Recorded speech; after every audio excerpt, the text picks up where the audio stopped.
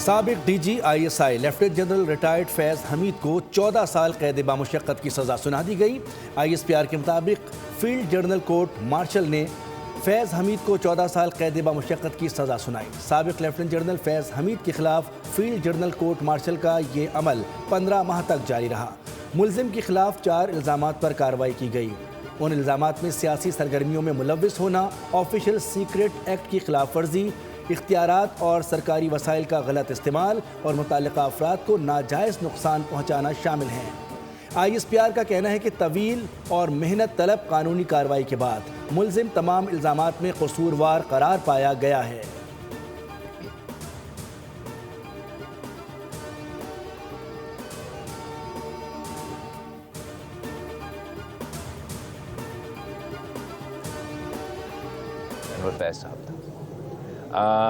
जो अपने ताकत के नशे में ना किसी सियासतदान को, ना किसी मीडिया हाउस को अपने ओहद के ख़िलाफ़ वर्जी, अपने काम के ख़िलाफ़ वर्जी करते हुए पता नहीं क्या क्या किया।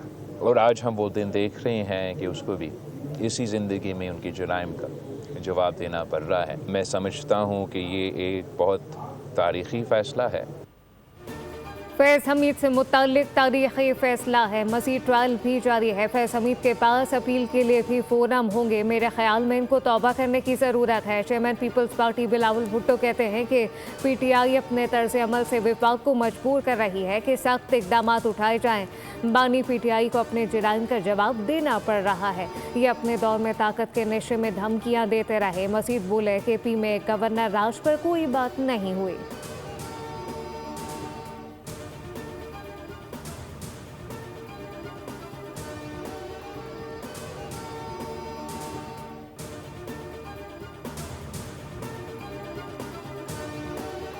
लोगों को बहुत पहले कहा था, मैं रोकता रहा और मैं बताता रहा कि सजाए मौत नहीं हुई तो मिनिमम 14 साल होगी। अभी ये 4 इल्जामात पे 9 मई के केसेस में आए नहीं है, जिसका ट्रायल चल रहा है, जिससे मुल्क दुश्मनी हुई, रियासत दुश्मनी हुई, इदारे का दुश्मनी हुई, जमहूरियत का दुश्मनी हुई, मुल्क का दुश्मनी हुई। और उसमें फिर आप सोचे कि बानी के लिए कितनी बड़ी मुश्किल सामने खड़ी है। PTI के लोग जिसमें मुलविस थे उनके साथ क्या होना है। ये पाकिस्तान की जस्टिस सिस्टम की इब्तदाई के पाकिस्तान की हिस्ट्री में आज तक नहीं है। और फील्ड मार्शल साहब है, उन्होंने बुनियाद रखी है। उनका रोल ये था कि पाकिस्तान से बड़ा समेत उनके कोई भी नहीं, और ये पाकिस्तान के बाप बने हुए थे। इनको कटहरों पे ला के इबरतनाक सजाओं के साथ कानूनी तौर पर डेल्ट करना बहुत जरूरी था। मेरी ये बात भी ठीक साबित हुई कि फैज़ हमीद को 14 साल कैद बामुशक्क़त की सज़ा सुनाई गई। अभी तो शुरुआत हुई है। 9 मई केसेस बाकी हैं। सेनेटर फैसल वाडा ने बोल न्यूज़ से गुफ्तगू करते हुए कहा, ये लोग पाकिस्तान के बाप बने हुए थे, इन्हें कटहरे में लाना ज़रूरी था। अब सज़ा और जज़ा की बुनियाद रख दी गई है।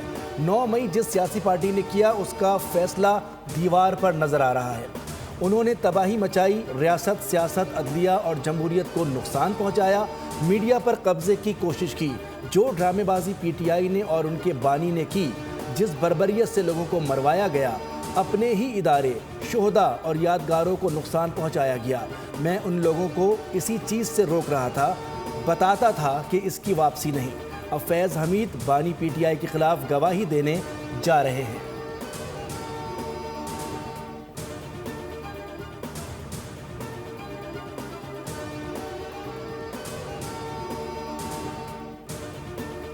कौम बरसों फैज़ हमीद साहब और जनरल बाजवा के बोए हुए बीजों की फसल काटेगी, अल्लाह हमें माफ़ करे। वज़ीर दिफा ख्वाजा आसिफ कहते हैं कि ताकत और इक़्तिदार को अल्लाह की अता समझकर इसकी मखलूक के लिए इस्तेमाल की तौफ़ीक़ अता फरमाए। खौफ खुदा हुक्मरानों का शेवा बने।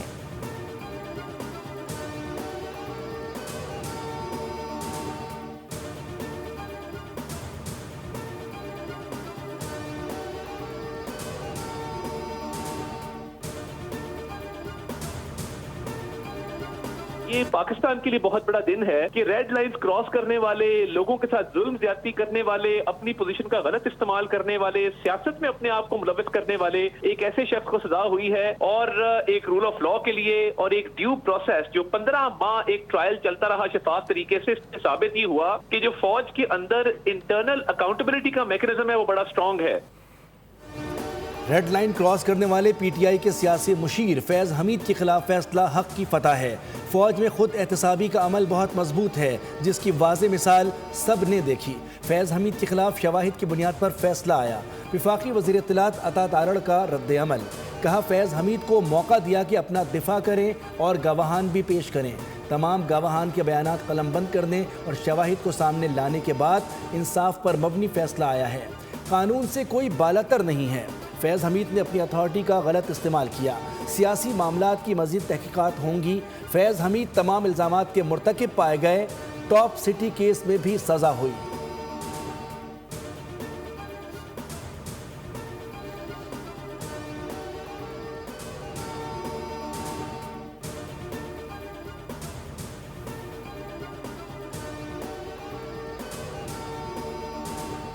साहब शाह सफेद के मालिक थे और जो वो चाहते थे वो करते थे।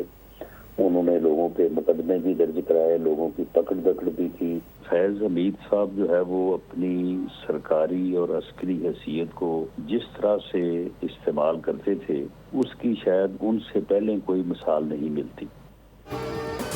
फौज में एहतसाब का अपना एक अमल है जिसके तहत फैज़ हमीद पर 4 इल्ज़ामात साबित हुए। मुशीर वज़ीर आज़म राना सनाउल्लाह ने कहा, फैज़ हमीद ने अपने इख्तियारात और ओहदे का नाजायज़ इस्तेमाल बबांग दोहल किया। अभी मज़ीद तहकीकात और कार्रवाई जारी है। सियासी जमात से गठजोड़ साबित हुआ तो इस पार्टी को भी मुश्किलात का सामना करना पड़ेगा।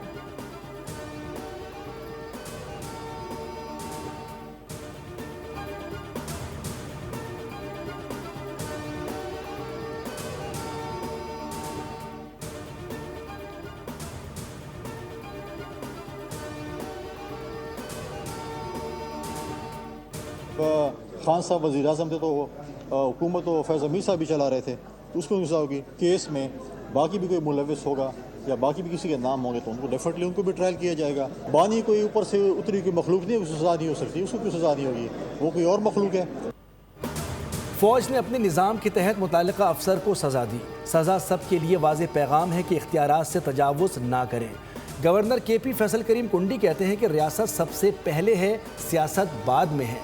बानी चेयरमैन भी रियासत से बालातर नहीं, अदालतें सज़ा देने की मजाज हैं। KP में रोज़ाना दहशतगर्दी हो रही है। विफाक और सूबों को एक पेज पर आना होगा। वज़ीर आला का DPO पर स्टेज पर उंगली उठाना गैर मुनासिब इक़दाम था। एक साथी ने प्लस्तर बांध लिया, मालूम नहीं असली है या एहतजाज से निकलने का बहाना है।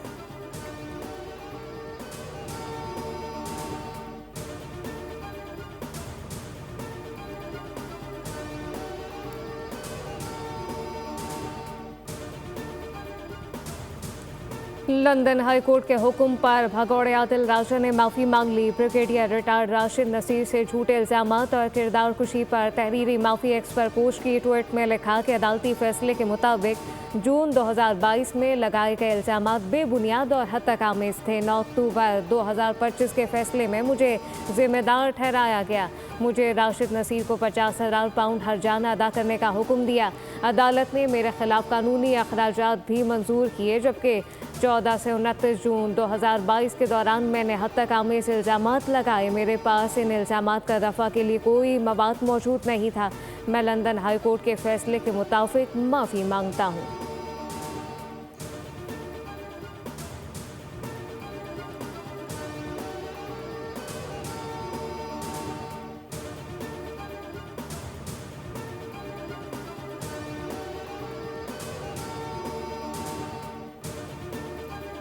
वज़ीर आज़म शहबाज शरीफ का 2 रोज़ा दौरा तुर्कमानिस्तान। अशखाबाद में तुर्कमानिस्तान के सदर से मुलाकात। मुस्तकिल गैर जानिबदारी की 30वीं सालगिरह पर मुबारकबाद। वज़ीर आज़म का 2 तरफ़ा ताल्लुकात खुसूसन तजारती और इक़्तिसादी रवाबित मजबूत बनाने के अज़्म का यादा। कहा कि तुर्कमानिस्तान कराची और गवादर बंदरगाह जनूबी एशिया तक रसाई बढ़ाने के लिए इस्तेमाल कर सकता है। शहबाज शरीफ आलमी रहनुमाओं से भी मुलाकातें करेंगे। वो बैनुल अक़वामी साल बराए अमन व एतमाद, आलमी दिन बराए गैर जानिबदारी और तुर्कमानिस्तान के 30 साला मुस्तकिल गैर जानिबदारी की सालगिरह के फोरम में शिरकत करेंगे।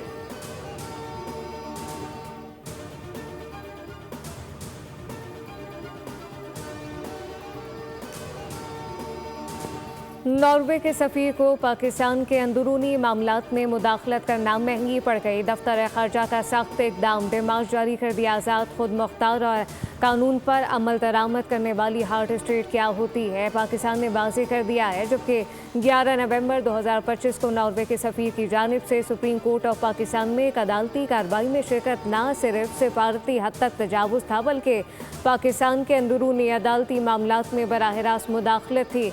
इक़दाम बयाना कन्वेंशन 1961 के आर्टिकल 41 की खुली खिलाफ वर्जी। तर्जुमान दफ्तर ख़ारजा ने कहा कि पाकिस्तान अंदरूनी मामलात में मुदाखलत बर्दाश्त नहीं करेगा।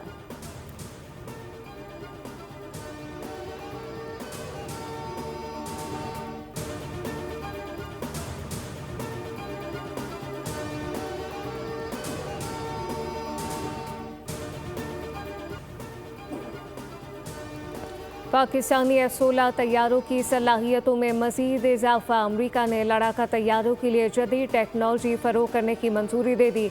अमरीका $686 मिलियन से पाकिस्तानी F-16 को जदीद बनाने में मदद करेगा। अमरीकी डिफेंस सिक्योरिटी को ऑपरेशन एजेंसी ने कांग्रेस को आगाह कर दिया, जबकि अपग्रेडेशन से F-16 की सर्विस लाइफ 2040 तक बढ़ जाएगी। पाकिस्तान को जदीद टेक्नोलॉजी की फ़रोग़ ख़ारजा पॉलिसी और कौमी सलामती के अहदाफ की तकमील में मुअव्विन होगी।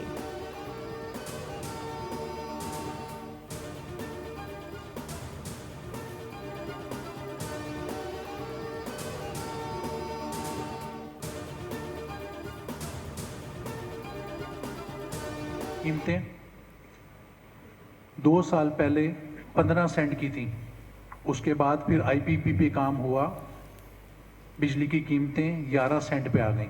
आज बिजली वापस 13 सेंट की हो गई है और अगले साल 1.5 साल में ये बिजली 15 सेंट की होने जा रही है। बिजनेस कम्युनिटी हुकूमती पॉलिसियों के खिलाफ खुलकर सामने आ गई। SM तनवीर कहते हैं कि बिजली की कीमत 13 सेंट पर है। महंगाई में कमी के बावजूद शरह सूद 11% पर है। ऐसे में मईशत नहीं चल सकती। फेडरेशन के सदर आतिफ इकराम ने हुकूमती इंक्रीमेंटल पैकेज मुस्तरद कर दिया। कहा कि खित्ते में सबसे महंगी बिजली पाकिस्तान में है। CPI 6% पर होने के बावजूद शरह सूद इतनी ज़्यादा क्यों? मुल्क में 140 सनतें बंद हो गई हैं।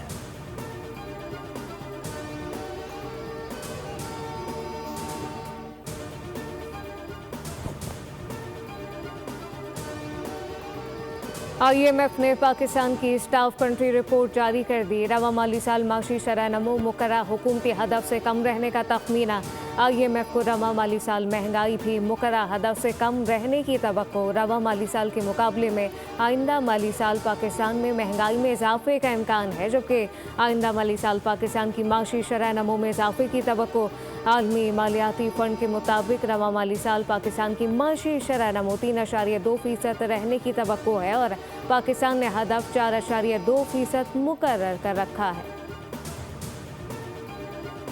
पाक चीन मुश्तरका इंसदादी दहशतगर्दी मशकें वॉरियर 9 मशकें 28 नवंबर से 14 दिसंबर तक मुनक्किद की जा रही हैं। मकसद दोनों ममालिक की अफवाज के दरमियान ताउन को फ़रोग़ देना है। ISPR के मुताबिक चीनी सफ़ीर जियांग सेडोंग मशकों के मेहमान खुसूसी थे, जबकि चीन के सीनियर हुकाम भी शरीक हुए। मेहमानों को मशक की नौयत, मकासद, तरीक़ाकार पर ब्रीफिंग दी गई। दोनों ममालिक की अफवाज का खत्ते में अमन और इस्तेहकाम के अज़म का यादा। गटर का ढक्कन चोरी होने पर कराची में पहला मुकदमा दर्ज कर लिया गया। बगदादी पुलिस ने गटर का ढक्कन चोरी करने वाले पर मुकदमा दर्ज किया। मुलजिम गिरफ्तार। पुलिस के मुताबिक 15 मददगार पर चोरी की इत्तला मिली थी। ढक्कन चोरी करने वालों और ख़रीदार दोनों के खिलाफ सख्त कार्रवाई की जाएगी। भारत का खेल से खिलवाड़। ICC mains T20 world cup 2026 के टिकटों के पोस्टर से सलमान अली आगा की तस्वीर गायब कर दी। पोस्टर पर Bharat, England, south Africa, Sri Lanka और ऑस्ट्रेलिया के कप्तानों की तस्वीर मौजूद। ICC ने टिकट जारी करने का पोस्टर सोशल मीडिया पर शेयर कर दिया। PSL का इंटरनेशनल रोड शो न्यूयॉर्क में भी सजने को तैयार। PCB के मुताबिक रोड शो 13 दिसंबर को मकामी वक्त के मुताबिक शाम 4 बजे होगा।